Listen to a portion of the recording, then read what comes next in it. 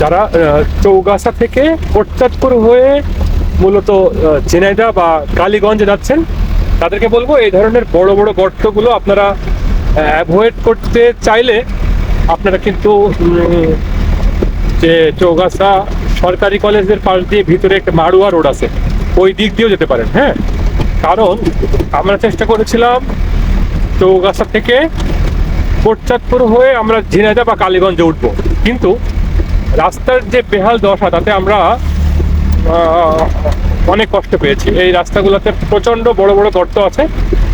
এই গর্তগুলো আপনারা না চাইলে আপনারা কিন্তু মাড়ুয়ার দিকে যেতে পারেন, যদিও দক্ষিণাঞ্চলের বিশেষ করে এই যে খুলনা বিভাগের কুষ্টিয়া থেকে ঝিনাইদহ অঞ্চলের অবস্থা কিন্তু খুবই খারাপ।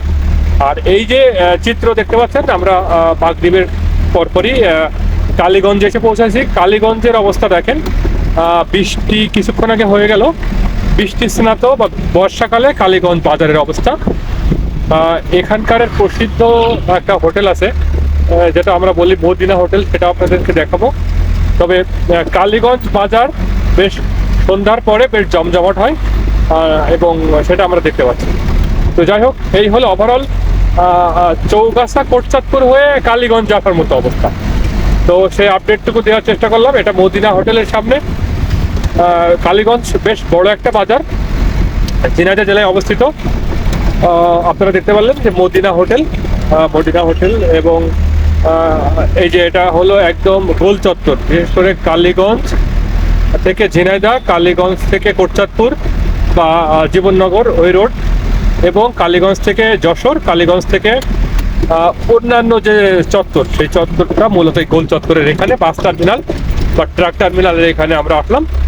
তো ওভারঅল পরিবেশ একেবারে খারাপ বলবো না, তবে আপনারা এখনকার যে রাস্তাঘাট সেখানে আপনারা এটা দেখাশোনা করে চলবেন। দেখতে পাচ্ছেন অনেক বড় বড় ভাঙাচোরা রাস্তা, তো এগুলো দেখে শুনে আপনারা আসলে চলাফেরা করবেন। এই প্রত্যাশায় আপডেট ভিডিও একটু দিলাম। ভালো থাকবেন সবাই। আসসালামু আলাইকুম ওয়া রাহমাতুল্লাহি ওয়া বারাকাতুহু। দেখা হবে নেক্সট কোনো আপডেট একটা ভিডিওতে, যেখানে বাংলাদেশের পরিস্থিতিগুলো আপনাদেরকে দেখানোর চেষ্টা করবেন।